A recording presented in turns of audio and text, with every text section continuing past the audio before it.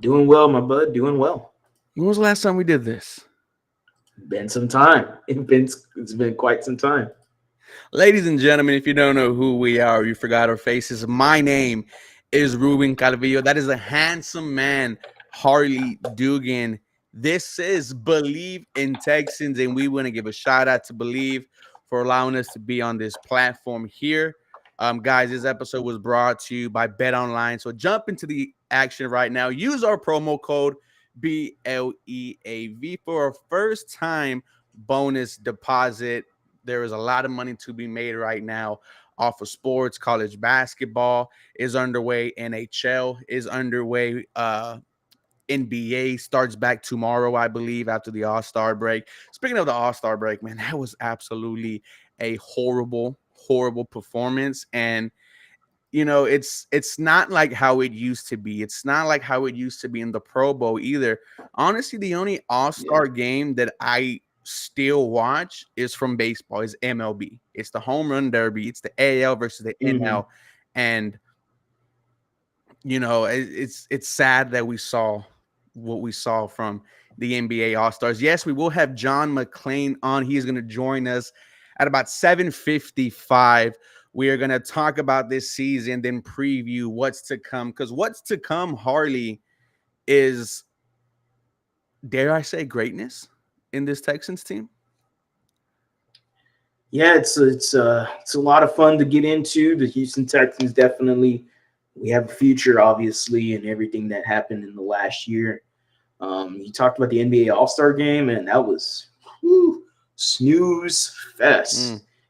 3-point contest is the only thing that's half decent. Um, the Steph versus Sabrina thing, I actually enjoyed it. I like the You competition. wanted to win so Um, you bad. know, yeah, I wanted her to win. Yeah, I was like, yeah, let's. And at one point, it was like, okay, Steph, come on, Steph Curry, keep like going. kick it into gear now.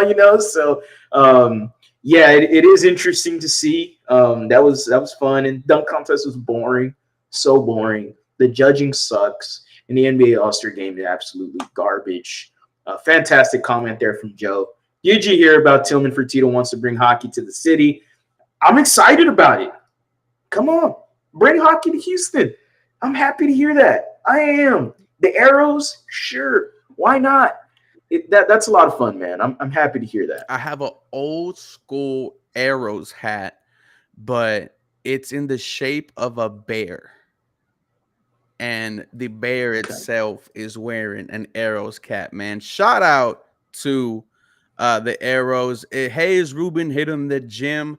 I'm not gonna say the last part, but yeah, trying to go a little bit, consistently 2 to 3 days a week. Shout out to my boy Jacob for getting me there.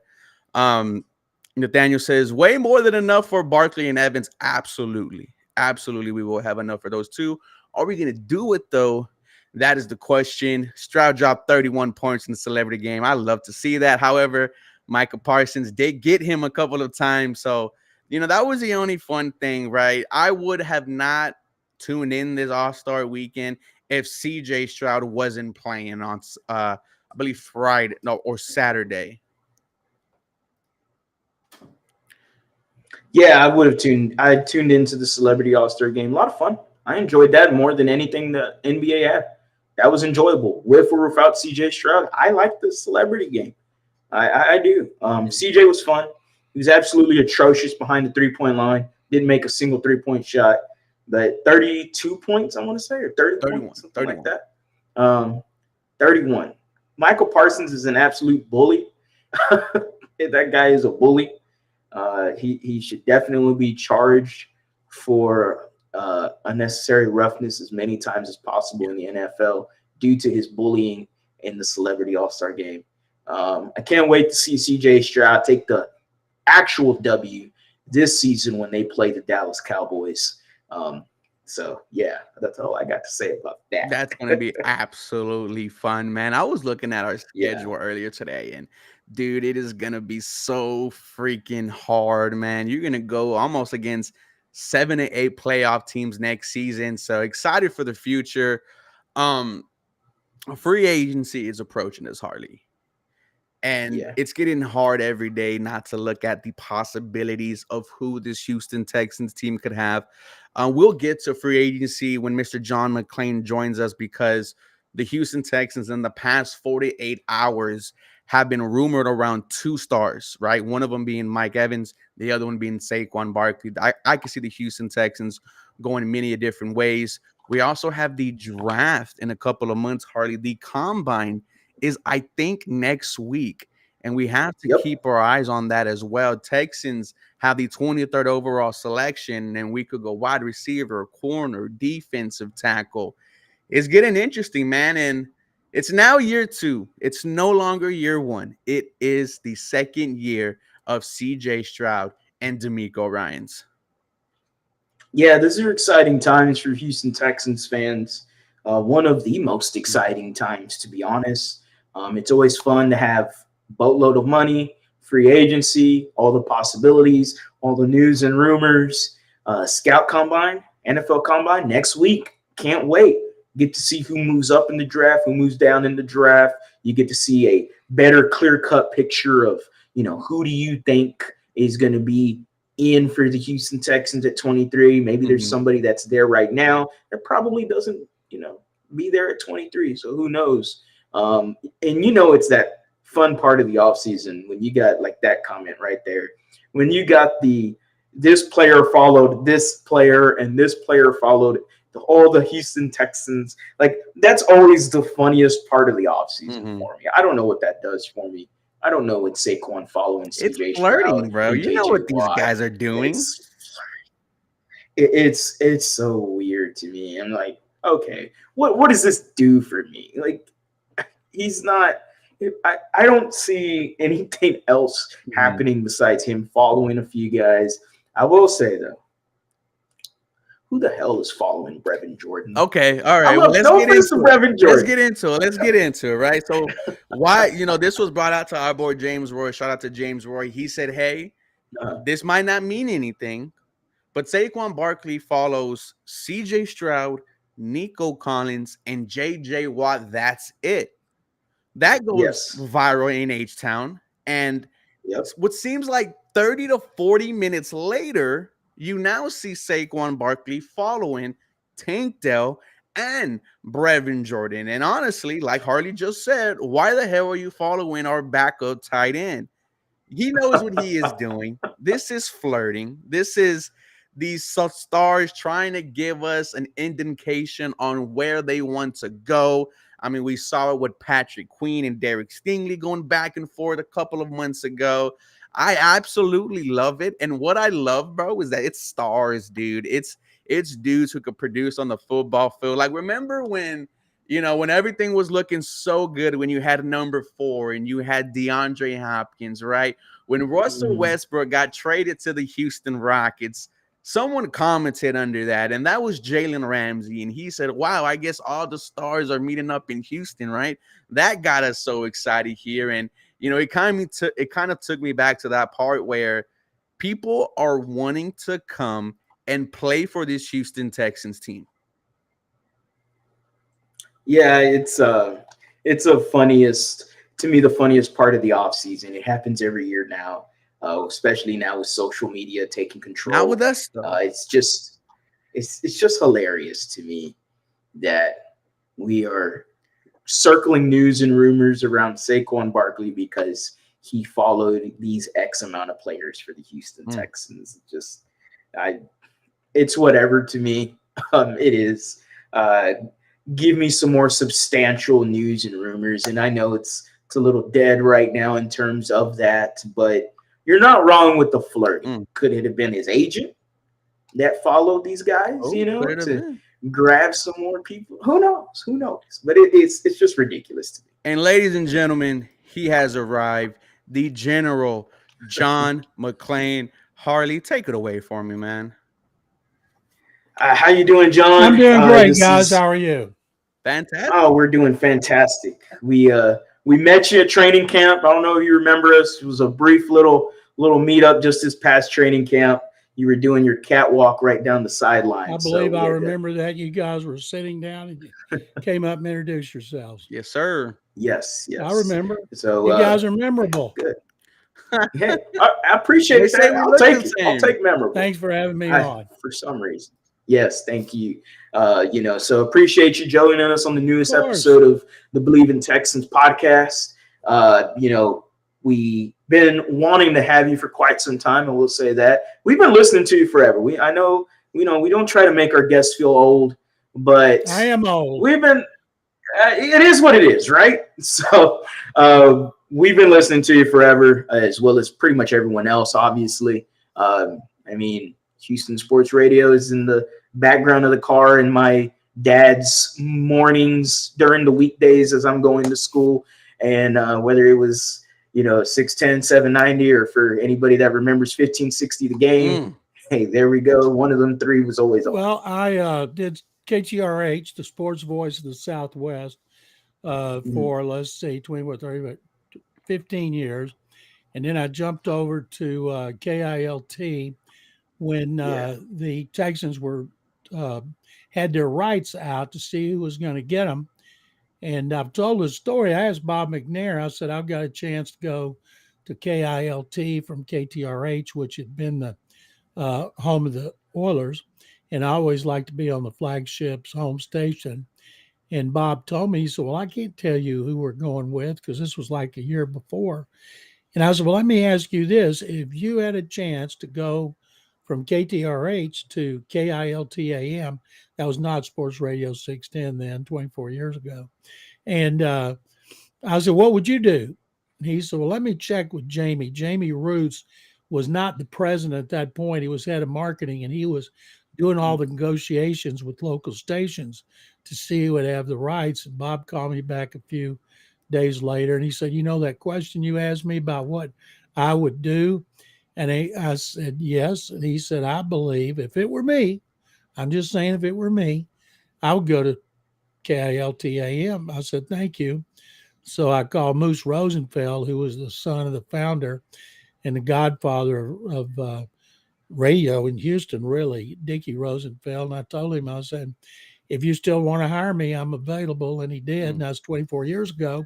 And I got laid off 2 weeks ago, 39 years in a row on radio here. And it's weird. People think, well, he got laid off on 610, so he's not doing radio anymore. I do weekly shows in 7 cities, including Houston. I'm on Texans radio Thursday night at 6. I'm also doing hits on KRIV with Nate Griffin on Monday and Friday mornings. I do a video every Monday with Mattress Mac in which we talk about Houston sports. And then I still do shows in Austin, Waco, San Antonio, Las Vegas, Nashville, 2 there, and Knoxville. And there's a chance I'm going to be back on the radio in Houston sometime, probably before the draft. Ooh, love that. Hey, that's fantastic. Shout out to Chris. He did tell me to make sure to give him a shout out for the Texans Empire because he was fantastic to hear that John McClain was going to be on with us. So that's why I had that alarm noise to remind me to give that shout out to Chris Cotto. So shout out to him. I was like, I thought something was going off in the oven. No. It was a good little reminder to get him a little shout out on the Believe in Texans tell him podcast. I said thank you. Yeah, hey, no problem. He's here in the comment section, so he definitely probably heard it. We definitely want to get into a lot of Texans content here. We got a lot of, free agency talk and all that great jazz. I got a lot of stuff lined up for you. But I do want to start with Andre Johnson. He is now a Hall of Famer. Yes, Texans fans, it's not a dream. We don't have to pinch ourselves. Andre Johnson is a Hall of Famer. You've known him very well. You've known him for his entire career. And hey, what can you tell us behind the scenes about Andre Johnson and that experience? Well, I presented him as I do all Houston players. And last year I presented Chuck Alley, the great Cowboy linebacker, because he had never been a finalist in the 50 years since his retirement. And as a young Cowboy fan growing up in Waco, I watched every game from the first one in 1960 until I came to the Chronicle in 76. And I like to tell people I had an exorcism to get that cowboy system out of my blood. And so became a fan of our teams. I already was the Astros. I go back to the first pitch of the first game in 62. And so but all the others have been Oilers. And Andre, this was his third year of eligibility. In the first 2 years, he and Reggie Wayne and Torrey Holt canceled each other out. Everybody on our committee, 48 of us, all agreed that all three of them deserved to go in the Hall of Fame. We didn't know how to break the log jam, and there was no set plan about breaking the log jam. We just made our presentations, and the way it is, whoever's presenting a player, I had five minutes in front of the committee, and so I kind of changed my presentation because I don't want to hit them up with the same numbers and the same quotes. I don't want them yawning and let it go in one ear and out the other. So one of the things I did was I wanted a couple of coaches who were red hot, who were in the news a lot, and maybe that would get people's attention. And I went to Kyle Shanahan and Mike McDaniel. They both coached Andre when they were here. And at the time when we made the presentation, the Dolphins were a legitimate contender. And of course, the 49ers were as well. So McDaniel had gotten a lot of attention the last 2 years, and Kyle always does. And both of them were tremendous. I incorporated their quotes along with some from Gary Kubiak. And one thing I did not do this year, I didn't point out anymore that Reggie Wayne played with Peyton Manning and Marvin Harrison, and Torrey Holt played with Kurt Warner and Isaac Bruce. Both of those players played with multiple Hall of Famers on both sides of the ball, including their coaches. And in Reggie Wayne's case, Bill Polian had drafted him. So Polian and Dungy were arguing for Reggie Wayne, and I was arguing for Andre. And so after you finish your presentation, everybody can talk about it. And a lot of people talked about Andre, and then it got into a discussion about the three receivers. And then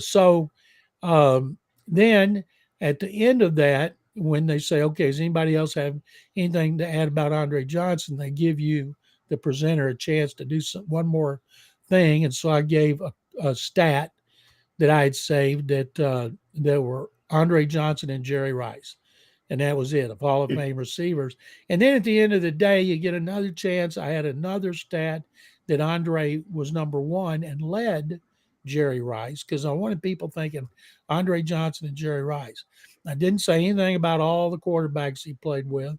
Didn't say anything about never had a wide receiver opposite him catch even 900 yards till DeAndre Hopkins came around his 10th year. But the others talked about that. And they talked about going back to David Carr and ending with Matt Schaub and all the quarterbacks in between. And I had done that the first 2 years, and I kind of knew they all know it. Doesn't need to be repeated, but others did talk about it.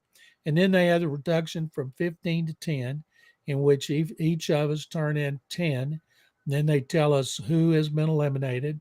Andre made the cut to 10 with Torrey Holt. Reggie Wayne didn't. I was shocked because last year all of them did. And the first year Andre was eligible, he's the only one that made it to 10, but he didn't make it to 5. So Andre's at 10, and then they let us say something else, and I gave them a quote I'd saved from Kyle Shanahan. And it was a great quote, and about if he could start a franchise, who he would like to have. And so then we vote from 10 to 5, and then when they tell us who the 5 are, that's almost guaranteed, because then you vote yes or no. And I've never voted no on anybody who made the final 5, because that's like torture. So once he got the 5, and they did it in alphabetical order, and I had my fingers crossed, my toes crossed, would have crossed my legs if I could have. And when they announced Andre, we were doing it on a Zoom. I hit the video button, and I kind of like did this. And then I went back, hit the video button, came back like this. I wanted to act like I'd been in the end zone before. And so I knew he was in the Hall of Fame. Then we had to keep it a secret. And I wrote a column about the big reveal, as the Hall calls it. And I wrote, and I'd been laid off at 610. I would have written it for 610's website, but the Texans wanted it, and it had a much bigger audience than I ever got at the Chronicle or 610 because they have 1.9 million Twitter followers, 2 million Facebook. And it's the longest story I ever wrote. It was all behind the scenes. I was the only media person there chronicling this because I'm on the committee, and how he was shocked when he opened the door at his house and cried like a baby. And that's probably, you could Google it or you could look for it on the Texans website or on my Twitter line. But it was very emotional being there with Andre when the door was open. He was in shock. Chris Carter standing there in his gold jacket talking to Andre. Andre doesn't remember anything he said. He was so numb, and his mom screaming and hugging him. And Kennard McGuire's agent set up a great ruse to be there and make them think it was Kennard's attorney coming over to the house. And when the knock came, they said, well, and Andre's mother was going to get it. And Kennard said, Andre, you better get that. So he goes up there, takes a door handle, and he looks out through the peephole, and he sees a gold coat. And he's thinking, like, well, it's kind of hot to be wearing a coat. And he opens the door, and there's Chris Carter and all the boom mics and the cameras and a couple Hall of Fame people, and he just cried. Only time I ever saw Andre emotional was when he kicked Cortland Finnegan's ass. Man, Andre was and still is my favorite player. Got emotional when I found out that, he got into the Hall of Fame and immediately started watching his highlights, man. That's who I wanted to be when I was playing football with Harley. I wanted to be number 80, Andre Johnson. And, I wanted to keep it right there. Like, for those who don't know, like, how impactful is it having him there in year one with D'Amico Ryans, with CJ Stroud, Tank Dell? Like, you got to think this is the OG. This is the guy who we all need to pay attention to, and just how impactful was Andre in this year one with the Texans. Well, I was glad that Andre got in. I didn't want JJ because JJ will be a first ballot. I won't even have to say much about him, but I didn't want Andre to wait and JJ get in first. So I was so happy for him because I know being the first meant a lot to him because he's the first superstar the franchise has had. And it meant so much to him. It meant a lot to the Texans. It meant a lot to the McNair family. And he went to Janice McNair's house after the big reveal on his way to Vegas. And she told him, if you need a ride to Canton, let me know. And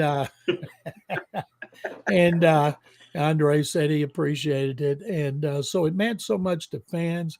And that's why I was honored to present him, and because he was so deserving, he's so gracious. At a time going back, probably T.O., Chad Johnson, Ocho Cinco, those guys would pour gasoline on themselves and light a match to get attention. And Andre, even though he's from the U, which has pumped out players like Michael Irvin, who's the same way as the other guys, he never looked for attention. He never bragged. He was just, as I told the guys people on the committee, he's the personification of what we believe a Hall of Fame player should be.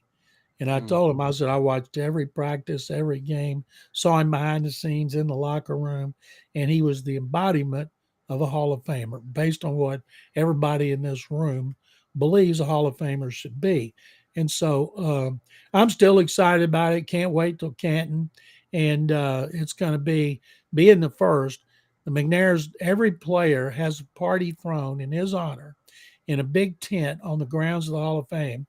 And the McNair is going to have to get an extra big tent because of all the Texans fans who are going to want to be there for his induction. How can the average Joe Schmo like me and Ruben get to the Hall of Fame to watch Andre Johnson's Pro speech? Football Hall of Fame's website, and it has all the information about tickets on induction weekend, and you go and you get your tickets and you get there and you watch make sure you take your binoculars because so many Hall of Famers come back and they're on the stage, and then Andre will be making his speech. We asked him last week when he met with the media here for the first time, who would present him. And he said he had three people in mind, didn't want to tell who it was. And I'm guessing one of them is his agent and his close friend, Kennard McGuire. And I would guess Gary Kubiak would be one because Mm. when I'm on the Houston Sports Hall of Fame selection committee, and when we put Andre in, he asked Gary to introduce him. Gary did a great job. And as far as who the third one would be, I have no idea. But it's going to be fun. It's going to be emotional for a lot of people, and the McNairs are going to throw a hell of a bash. And I can't wait. I think the actual induction is August the 3rd. Mm. And then they have festivities leading up to that. So it's going to be a big crowd. So I would recommend anybody wanting to go check out those tickets right now. Do you have a favorite Andre Johnson moment besides beating up Cortland Finnegan? Yeah, one time when Andre, well, let me backtrack. When the Oilers were here and forever in the NFL, media could talk, watch all the practice. We could talk to any assistant coach. And then they decided we're the enemy. We're the necessary evil. So you can, most of them only let you watch at bare minimum of practice based on the rules, which is stretching. And they only make assistant coaches available a couple of times a year. And one time I asked Bill Parcells, I was president of the Pro Football Writers of America, and he wouldn't let anybody talk. And I said, Bill, I told him, I said, uh, when you were an assistant coach, you talked to media, right? Yeah, I did. And I said, when you were a head coach of the Giants, media watched practice, talked to assistant coaches. They told me they could talk to Belichick anytime. Yep. And I said, well, now you don't let anybody talk. You're the only voice of the Cowboys. He goes, yeah, what's your point? I said, you haven't won a Super Bowl since you adopted this policy. He said, are you trying to tell? I said, nope, I'm not trying to tell you anything.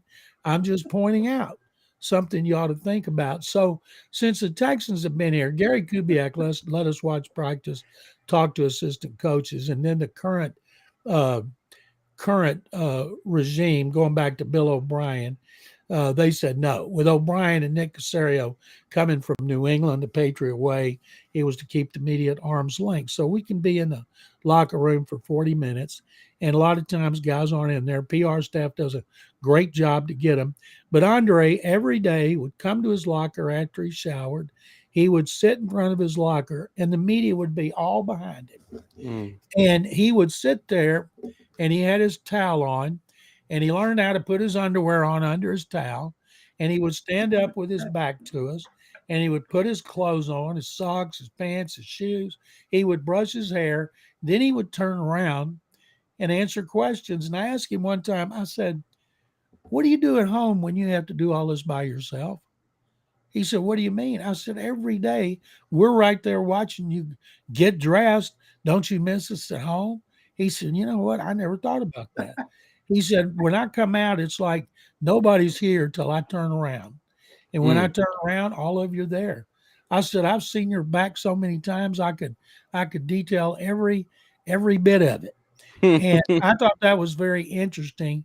And the stories where he cried at finding out in the house. We all went inside after the initial big reveal, and he had to gather himself there. And at one point, he went over on his sofa. Well, he has a huge home, and all the Hall of Fame people, NFL Films, me, we were all kind of in his entryway, which was monstrous, leading over to his monstrous den and kitchen. And he had to walk away, and he sat on the sofa by himself, and we're all just looking at him, and he was crying.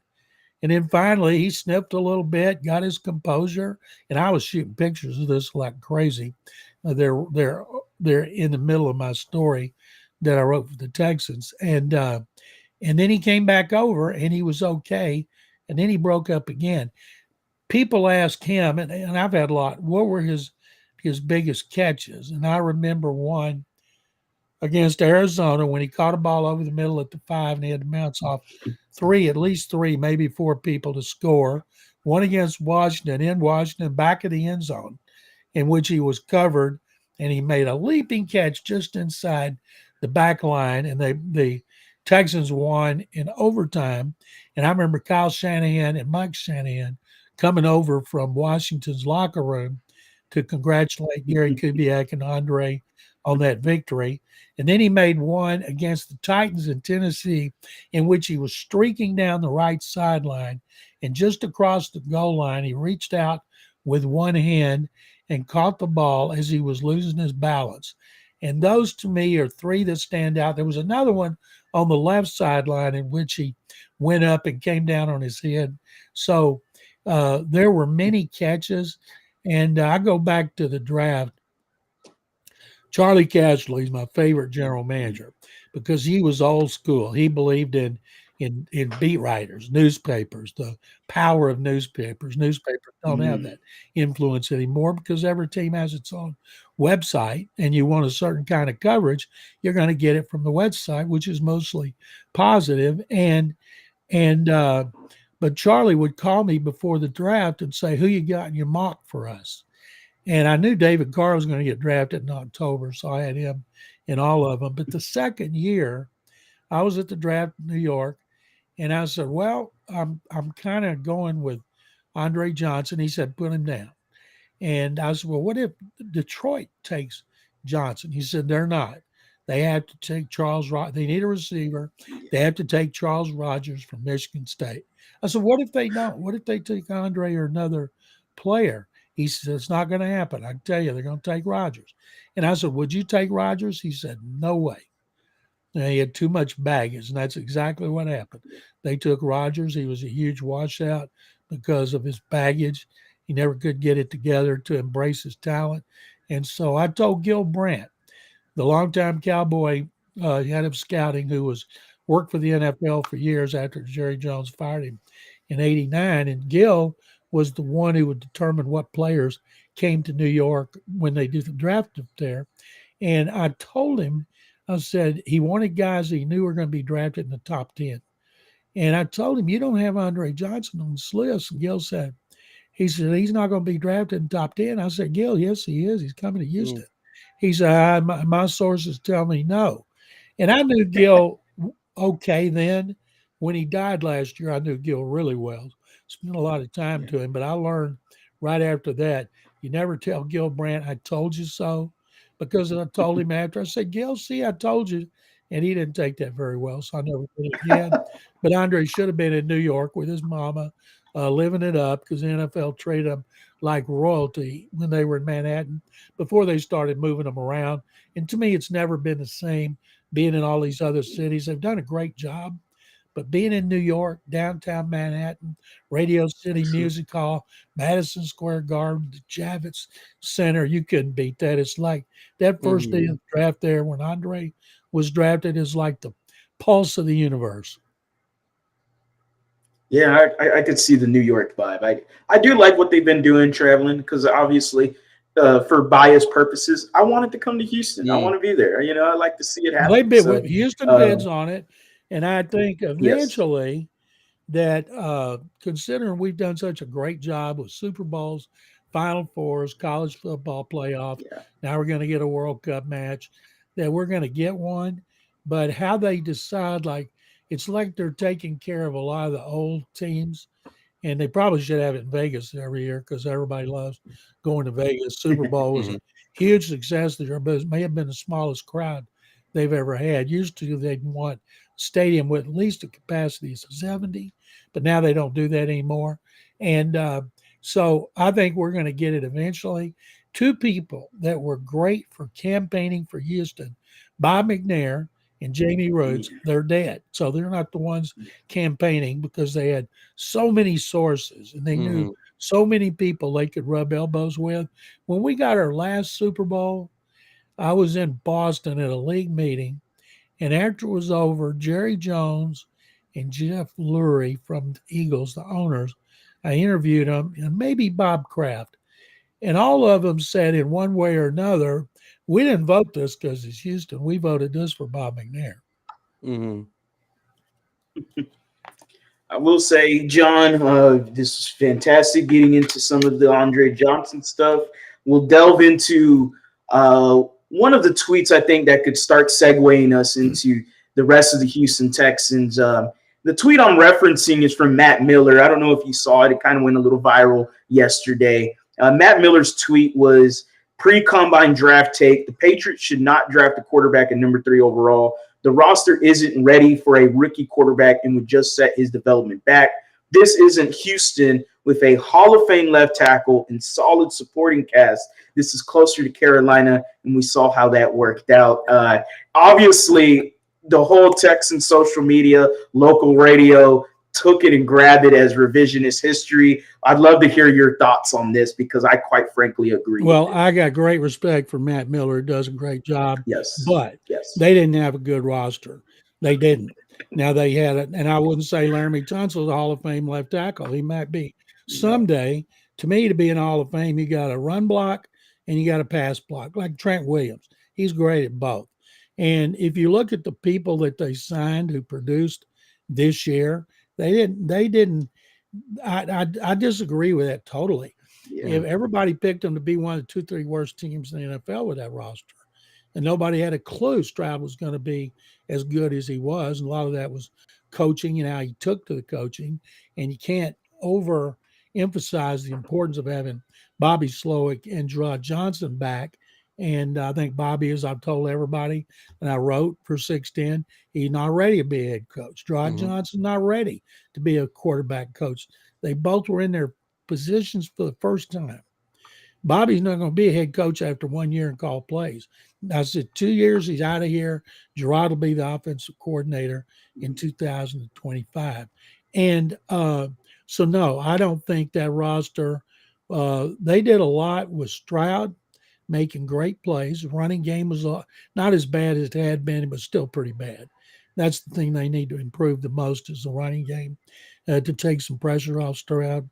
But and I think as far as New England not taking a quarterback, I'm guessing Matt would have told the Colts don't draft Peyton Manning. There have been a lot of Troy Aikman. You know, they were awful. Won one game his first year. He didn't even win it. Steve God, my mind's gone blank. Walsh, who's been a supplemental pick, who played for Jimmy Johnson in Miami. He got that win Troy's rookie year. So to me, you get that quarterback if you think he's worth it on the ground floor. And it's like you've had a bunch of puppies at the same time, and you watch them all grow. And they're going to stumble and they're going to fall on their face, and some are going to develop faster than others. And even though you may get mad at them, they're still yours. And I think if the Patriots have a chance to take a quarterback they like, they better grab it. Staying with Bobby Slowick and Gerard Johnson, I think those were just two huge moves by the Houston Texans to bring them back. I'm not sure if you could tell us, but how real was the possibility of Bobby Slowick and Gerard Johnson leaving? And, you know, how big is this for the Houston Texans and CJ Stroud's development going forward for the next 2 years? It's great to get them back. I didn't think either one would get the job. I said it on 610 that they're not ready. And I think the team's determined that. And especially Bobby, who is 36 and he looks like he's 26. And he's a good talker, and he's going to be a head coach. You know, he comes from a defensive background with a dad who's a coordinator for 4 teams. And he's got a brother who's coaching Miami's linebackers. And Bobby, I think, after this coming season, even though the schedule's brutal, so much more difficult than this year. And their record might not be better. They might be 9-8 instead of 10-7 because it is tough. Starting with the quarterbacks, I think he'll be gone because people will pay more attention to him and know, like D'Amico. D'Amico went back for his second year of seasoning as a play caller on defense. Kevin O'Connell did interviews, went back. Ben Johnson went back after he interviewed here. Now he's gone back again. And I've seen red-hot assistant coaches wait just too long. If the Lions lose Goff and all of a sudden they're 8-9, they don't make the playoffs, the bloom's going to be off that rose. Ben Johnson should have taken a job while he was hot. But I think that having Slowick back, but Gerard spends more time with him than any coach on the staff, and also a guy who spends so much time with him behind the scenes is Case Keenum. Case like another quarterback coach. He he kind of took Stroud under his wing behind the scenes. He can ask Case about situations, and Case has faced them all. And Gerard is not. Gerard's not an NFL player, and but Case is. If Case wants to be a coach, he'll be a coach. He might be a head coach. I would think a lot of teams would hire him in a heartbeat, starting with U of H and the Texans would both be after him. But I understand he's a real estate mogul. He might decide to do that, but Case could get a job in a heartbeat. And I'm so glad he's back because he played a big role behind the scenes in Stroud's development. It's very interesting to hear Case Keenum. I know a lot of fans were penciling him in as immediately as a quarterback's coach replacement. So who knows there? But he doesn't even know. I've talked to him about it, yeah, and he doesn't know at this point. He's having a blast doing what he's doing. He understood his role when he came here and signed here. They didn't know who the quarterback would be. They just know they wanted a quarterback, and they liked the top two, and they figured they were going to get one of them, and so Case bought in. He was a key guy that they had brought in. The Houston Texans have a good amount of spending cash to go to this offseason. We'll delve into some free agency talk right now. You mentioned the run game. That's obviously been all over Texan social media, whether anybody, whoever they want, and there's plentiful of running backs out there. Who is the right pick? Who is the right fit? Who do you think the Houston Texans could get at the running back position at free agency? If you think they go that way. I love all these fan sites and the national media. Sick that I had a national guy today. Will they sign Henry or Barkley? And he threw one in. I said none of the above.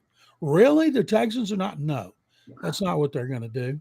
Number one, they're not going to go out and make a big splash and get Justin Matabike or Chris Jones or Mike Evans, even if those guys are available. They don't want guys who are 30. They know they're not going to the Super Bowl next season. Their season to be a Super Bowl contender would be 2025. They'll never say that, of course. And so they're Nick Casario's MO and D'Amico's get the same MO. They like to pick and choose at different positions players that D'Amico thinks fit the system. D'Amico really wanted Rankins, and I thought nothing of it when they signed Sheldon Rankins. Then I find out D'Amico thought he was ideal for what he wanted at that position, and he has each of his positions has something in his system that he's looking for. And Casario and him work well together, and Nick will make every effort to get the kind of player he wants. And so they're going to lose a lot of guys. And I don't think Jonathan Gennard will be back. I think somebody will overpay him. And Jonathan's been hurt every year he's been in the NFL, and he wants $20 million a year. He's not going to get it here. And in the zone scheme, there's a lot of backs who adjust to it. Damian Pierce did not. I don't know if he ever will. Derrick Henry said right after the season, he told The Athletic, one of my biggest regrets was that I didn't learn the zone scheme quicker, because if I had, I might have had another season like 1,500 to 2,000 yards. It took him a while. Now, whether Damian Pierce can do it or not, I don't know. Devin Singletary's contract's up. They got the most they could get out of him. But any decisions that Casario and Ryans make, even if I disagree with them, I'm going to be on board because I trust them. I've known D'Amico since the day after he was drafted, and I've always thought so highly of him. And he did better than I anticipated. And so I believe in what they're doing. And the only player that Casario in his rebuild has ever given more than a 2-year contract is Clay Johnston as punter. And Clay's done a great job, and he needs to be re-signed. They re-signed Weeks. They need to re-sign Fairbairn. While all these other teams have problems on special teams, the Texans have been the best in the NFL for the last 2 years. And that is kicking, punting, snapping, the coverage. And I would make sure to keep them together. And they want to reward certain players for jobs well done because that sends a great message to their teammates. You perform, and if it's reasonable, we will re-sign you. It's like I think Nico Collins will get a nice raise and extension because if he waits, he has another year like that, price of doing business is going to go up. I don't think looking for offensive linemen. They started 11 because of injuries. They may bring in another tackle. I don't think Charlie Heck is long for this world here. I think not sure about George Fant.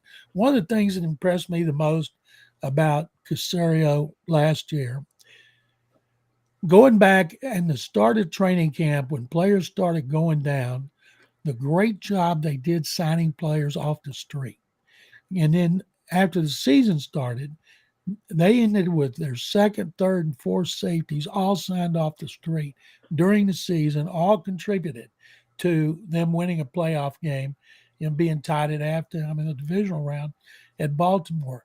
Their personnel department does a really good job, and the coaches do a really good job of coaching these guys. And it's tough for Casario because David Culley and his staff, the personnel people will meet with a position coach. Okay, tell us what you're looking for. And they'll tell them. Well, they had to do it with Tully. Then Lovey made changes, had to do it again. And D'Amico kept a lot of the coaches, and that helped because he knew what they were looking for. But he wanted to know, what do you want, D'Amico, in your defensive players? And then Bobby Slowick, Bobby, what are you looking for? The blueprint of the 49ers, every time D'Amico talked about his defense, it was all about the line. You look at the 49ers, all their high picks and trades that are costly are free agent signings about the line. Drake Greenlaw, 5th-round pick. Fred Warner, 3rd-round pick. They don't have a number one in their back seven, and that's why I keep telling people, in your mock drafts, take a defensive lineman. And I think it's going to be an edge rusher, whether Grenard is back or not, because they lose Jerry Hughes, they lose Derek Barnett. And Barnett's another example of a guy who played so well when they signed him off the street. And all that bodes well for what they're going to do in free agency and the draft. I can't wait. Now, what is the conversation around Dotson Schultz? Is he one of those players that fits the criteria that, hey, you produce for me and, maybe we'll reward you with a contract, 635 yards, 5 touchdowns. We know he wants to remain here in Houston. I think he said it on Sports Radio 610 last week. What are your thoughts on Dotson Schultz and how the Houston Texans approach him in free agency? They have budgets on every player, and they may break it a little bit. And I don't think somebody, after last year's tight end crop, which was fantastic, and tight ends are bouncing around the NFL, I think Dalton Schultz will re-sign. CJ Stroud likes working with him a lot, trusts him, and he blocked much better for the Texans than he did for the Cowboys. Cowboy people, he can block my grandmother. And I watched him a lot hit people because in this system, if you don't block, like the 49ers, receivers, backs, tight ends, they block. You don't block, you don't play. And I think Schultz will be re-signed. I think the guy that I'm most curious about is John Mechie III. He got a mulligan because he blew out his knee at Alabama. Then he had to overcome leukemia. People started to get restless about him last season. I'm like, my God, give the guy a break. Next year will be make or break for him. And I don't think I see some mock drafts have the Texans taking an offensive tackle in the first round. I'm thinking, are you not paying attention to the Texans? And they're not drafting an offensive tackle in the first round. And I don't think they're drafting a receiver because it's too deep of a draft, too talented a draft. Tank came in the 3rd round. Nico came in the 3rd round. You don't need to use a first-round pick on a wideout. That's why I think it'll be somebody on defense. If Steven, it's interesting. Pro Football Focus today listed every free agent like 200. The first Texan was Steven Nelson at 35. Schultz was 36. Phone rang, and I couldn't keep going down to get to Grenard and the others. Not sure why they didn't have them rated higher, but they're not going to re-sign everybody because there's players out there they want to add. Now that the staff knows what those players are capable of doing in their system, they can determine whether they want to keep them or not.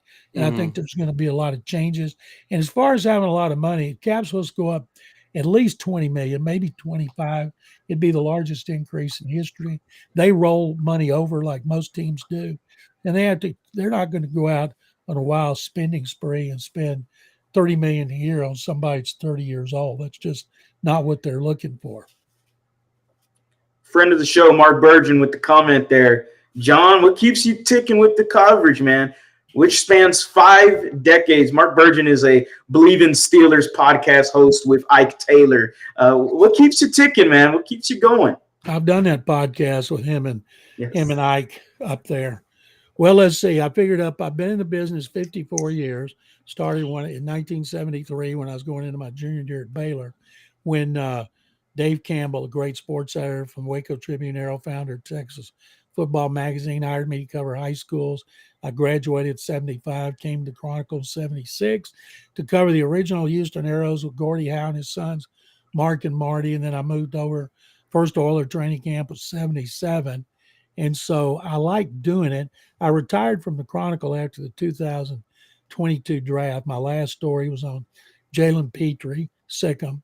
And I thought I would do radio for a year and then ride off into the sunset, even though my wife didn't want me to, because she didn't want to have to spend any more time with me than she already did.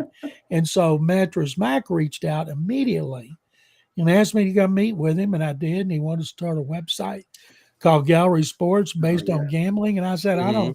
I don't gamble. I don't pay attention to gambling. He said, look, you just write like you wrote for the Chronicle. You use a lot of good numbers that's helped me make a lot of money through the years. And I'm like, I want to say, wow, well, where's my cut? And so he hired me. We did that for 10 months before he folded it, and I had a blast. And then 610 asked me if I would work for their website. They wanted to boost the website. And I said, sure. Writing one column, it became 5. Then they said, would you do a podcast with Sean Pendergast? I said, sure. That became 3. And so I had a blast doing it. And it helps. When I started with Gallery Sports, I could write Astros. I covered Astros World Series. It was so much fun to write about a winner and a champion. I thought I'd be on the other side of the grass before they had a Super Bowl winner here. And now I believe they're going to win a Super Bowl with D'Amico and C.J. Stroud. Don't know when, but I believe they will. And I hope I'm still around to see it. And so I've had so much fun with the Texans getting better. And I knew D'Amico had been a great coordinator. I talked to Kyle Shanahan on and off the record for columns I did on D'Amico and Bobby Slowick. And everything he told me about them right after they were hired, every bit of it's true.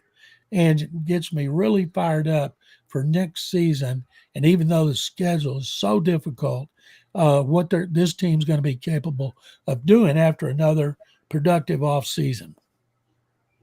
John, you did mention about the Houston Texans potentially not getting any splash moves, let's say, for a running game, defensive line. D'Amico Ryans did stress the importance, though, of the run game and the defensive line afterwards in a press conference after everything, after the season. So what do the Texans do then in terms of the run game? Because it definitely feels like D'Amico wants to expand the run game a lot better, especially the defensive line as well. The interior was a weak spot for this team. We've experienced the run game was also not so great, could have been a lot better, even though Devin Singletary did the best he could. What are the Houston Texans' plans or avenues of success for both of those positions then? Remember 2 years ago, they were the worst team in the NFL by far against the run, and terrible. They'd been the worst since 2018 when they were 3rd in the NFL.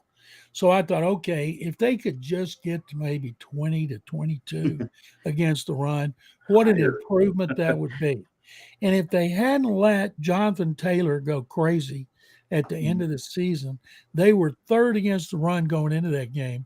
They finished 6th against the run. And then, of course, they got killed on the ground against the Ravens. But the fact is, D'Amico said, we've got to improve against the run. So who else did they have here? They had Sheldon Rankins. They brought in Will Anderson. He was great against the run. So they had 2 new defensive linemen. They had Cashman, who was healthy for the first time in his career in a contract year, and Christian Harris.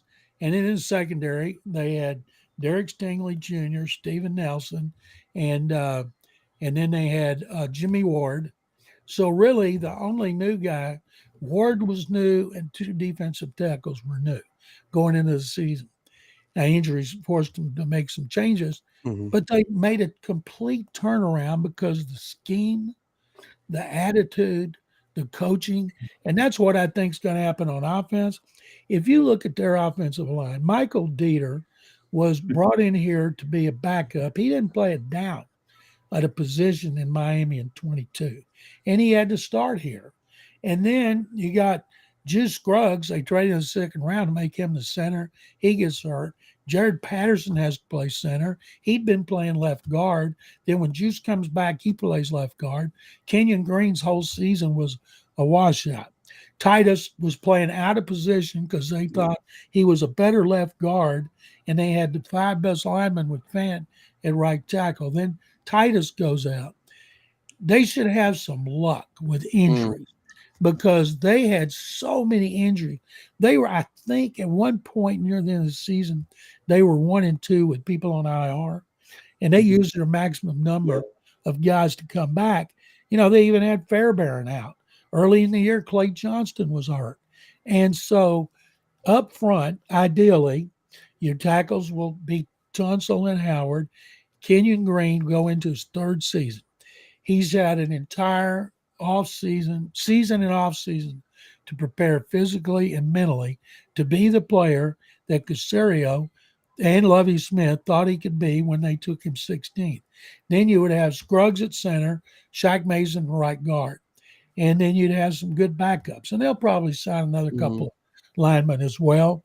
But what they need there is they need to be healthy, stay healthy. Also, not to be overlooked, Chris Strasser never coached the system. Now, I was stunned when I didn't know he had never coached his own scheme. He came from Indy.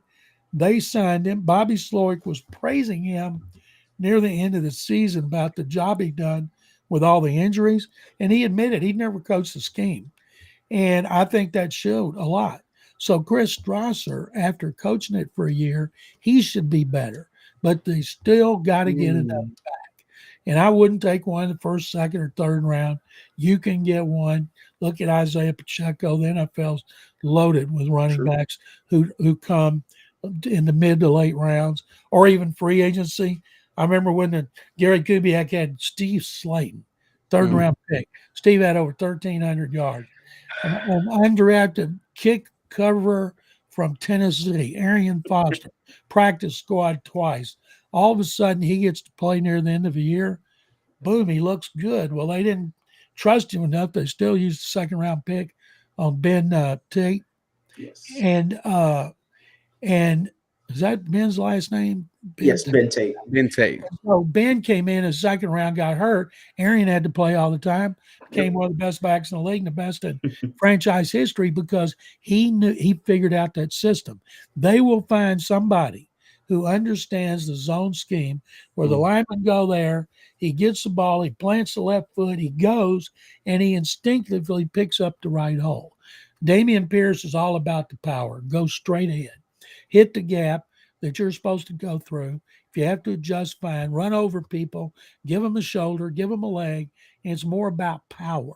And the other one is finesse. Mike Shanahan, Gary Kubiak, Kyle Shanahan, you use the word finesse about their offense, they just get infuriated because they don't believe it's about finesse. Well, it is because you got to think and you got to be instinctive. You can't just get it and go. So I think they'll find a back. I'm guessing Singletary, who did not fumble one time. He didn't fumble and recovered it, not one fumble in all the times he touched the ball.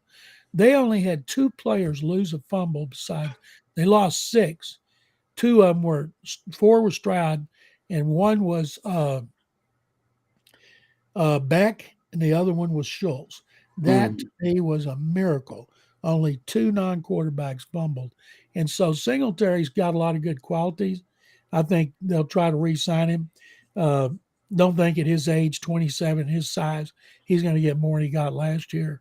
And then they'll look for somebody in the draft or a free agent that they think will fit what they want to do. And one last for me, John McClain. Thank you so much for being on here with us. How impressive was CJ Stroud rookie season? Because I myself said the best rookie season that we've ever seen. And we brought up a lot of points on why I think it was the best. So many offensive linemen out, losing Tank Dell kind of in the middle of the season, only 3 100 rushing yard games all year, which was from Devin Singletary. I think when you add all that up and you see 10 wins on the season, a division title, a home playoff win, it's hard not to say that CJ Stroud's rookie season wasn't amazing. It's going to be hard for him to show the kind of improvement that he needs against a schedule like he's going up against. One reason they need to improve their defense is because look at the quarterbacks: Lamar Jackson, Patrick Mahomes, Tua Tagovailoa, Jared Goff, Jordan Love, not to mention Trevor Lawrence and the others in the division. And they play the NFC North and the AFC East. And so they're going to play a lot tougher. So they got to get better on defense. And Stroud, he won't carry the offense. I mean, they were 22nd or 3rd in rushing. But don't you know they'd like to be the way it was here when in 19, I think, when they were like 14th or 12th. Just be in that some area where teams have to worry about the running game, where they have to bite on the play fake. And that's one of the reasons he was so remarkable. And I'll go back, and I love to go back and read scouting reports. And I won't say publicly or tweet, because I've been wrong so many times, like bet the house the NFL's going to LA. And one of many, the Texans will draft a quarterback, or I'll eat the newspaper. Yeah. And so I've been wrong too. And I love watching them. I did that with Watson. Went back and read all the top people. We all make mistakes. And there was one that just really got me about Stroud. He's going to have to throw in tighter windows, and he's not going to be able to do it in NFL like in college, because in college the windows were open more, and he had great receivers who made him look good. Now I think it's pretty obvious he made them look good too. Yeah. He played just as big a role in their development as they did in his. And the first time I really paid attention to him was Rose Bowl, when he threw for over 500 yards as a freshman. And then last year, year before, was I watched him all year, but I thought the Texans were so bad they're going to get Bryce Young. I saw almost every game he played for 2 years because I wanted to see what Bill O'Brien was doing as well. And I thought, okay, they're going to get that first pick. And I thought it all the way till the end of the Indianapolis game. And then I'm like everybody else, oh, my God, Lovey, what have you done? You've cost them Bryce Young. And now they're going to get stuck with C.J. Stroud because they were never going to draft Anthony Richardson. And so at the combine, he looked great. Young didn't throw.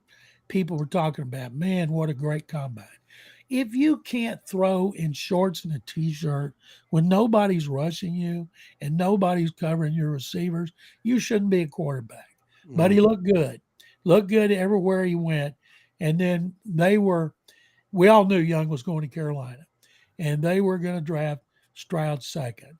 And despite the cognitive test, they don't subscribe to that company, and I'm pretty sure not many more will either. But when they drafted him, and everybody was so excited. We go the all-season program, rookie minicamp, all-season program, preseason. Never saw any indication that he was going to be great as early as he was. That 0-2 start, I'm thinking, geez, I picked him to win 6. I probably should have picked him to win 4. And then Jacksonville, I thought, okay, that's a fluke, 37-17. Caught him off guard. But then Pittsburgh, when they beat Pittsburgh, and they beat Pittsburgh worse than any Houston team since the 91 Oilers, totally neutralized T.J. Watt on J.J. Watt Day. That's when I thought maybe this team's got a chance to be special, and this kid is good. And I think it wasn't until the Tampa game. We're supposed to be – there's no cheering in the press box. If you cheer, they threaten to remove your press pass, but there's no reason you can't reach out and squeeze the hell out of somebody's arm sitting next to you. When he threw that last touchdown pass against the Buccaneers, to pull it out against the end. There was a lot of arm squeezing up there. And I was one of them doing it because I thought then this kid has got a chance to be special. And one of the reasons he's special is because he's such a good guy, and everybody likes him. And so I'm really happy for him, and to see the coaches get the recognition they deserve for the system, the way he's adapted to the system, and they love everything about him.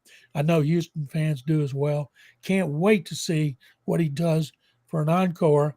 And I'm just glad that he didn't decide to go to college on a basketball scholarship, because it turns out he was a hell of a basketball player. Yes. He definitely was. And as we wrap up the podcast, before we do, I do want to give a great shout out and a rest in peace to the life of Mark Lane. It was a really good, just a new friend for me during his later stages. I had him scheduled to come on my YouTube channel at one time, and we were here just like this. I never hit record.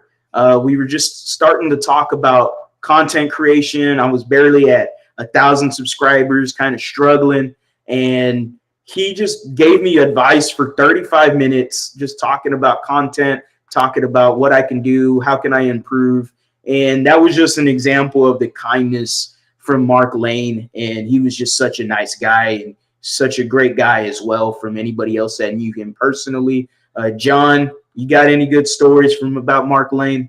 I sure do. About 10 years ago, I'm at the NFL League meetings in March at the Biltmore in Arizona, and I'm hanging around outside the media room, BSing with people, and I see a guy come in I'd never seen, and I see this a lot, first-timers, whether it's the combine, and they look like deer caught in the headlights.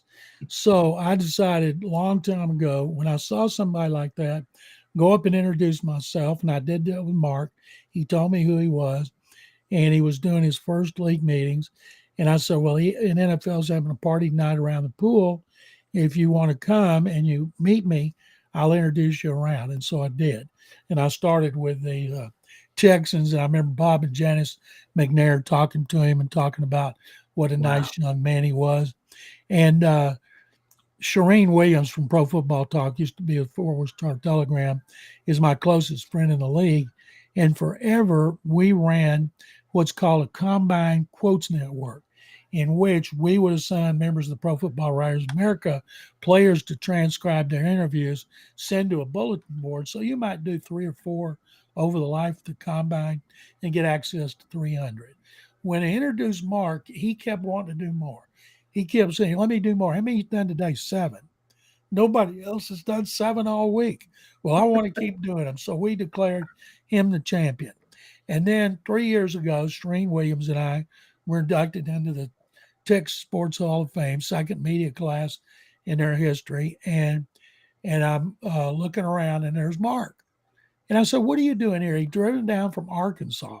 He drove down that day, and then he turned around and drove back to Arkansas that night after he was done.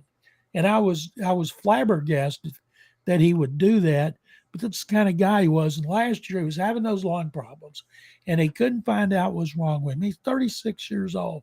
He'd been battling these lung issues for a couple of years. We're at the combine, and Mark was always thin. He lost so much weight battling his illness. And I'm standing there in a crowd around Tank Dell, and I look up, and there's Mark dragging a tank of oxygen with oxygen in his nose, holding his tape recorder. I said, what in the hell are you doing here? Looking for sympathy to get in the front of the line? He said, nope, I want to work. He said, I got to work. And so he drugged that thing around everywhere, did his interviews. He was such a hard worker, so conscientious, right up until the end. I remember one time he's in the hospital, and he had been in bad shape. And I think his sister took a picture of him. He pulled the tray, put his laptop on the tray. He's in his hospital gown, and he's typing, working on a story. So Mark is a great guy who's going to be missed by many. I planted 3 trees in his name on the side of his obituary. Yeah, anybody that wants to find the obituary, what's his name? The Mr. Cole Thompson had a link for the obituary to donate any sort of money, plant a tree in his memory, write and share a memory. It's really good stuff, man. It's really, Yes, really it good is. stuff.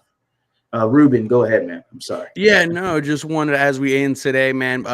Mr. John McClain, thank you so much, for being on this episode here with us tonight. Like Harley mentioned in the intro, we grew up listening to you. This was, I felt like I was a kid again, in the passenger seat of my father's Corolla, just hearing John McClain on the radio. But before we go, can you once again let the fans know we have 82 people in here? They absolutely love this. Where can they find your latest work? Well, my Twitter account's still McClain, MCCLAIN, McClain _on_ NFL. I still got about 152,000 Twitter followers, and I'm on Texans Radio on 610 every Thursday night, 6 to 6:30. I'm on KRIV with Nate Griffin on Monday and Friday mornings at 8:22 a.m. And then the others stations, I'm on stations in 7 different cities. And I'll tell you, I've had some interest from stations in Houston. There's a chance I could be at one, and I'm not in a hurry, not even exactly sure what I want to do. I'm probably going to do some freelance writing for the Texans website. And so I'm not going away. Thank you guys for the opportunity. You want to do it again, let me know. Absolutely, guys. Thank you so much for being a part of today's live stream with us. We had the General John McClain. I am Ruben. That is Harley Dugan. Y'all do us a favor, man. Y'all have a real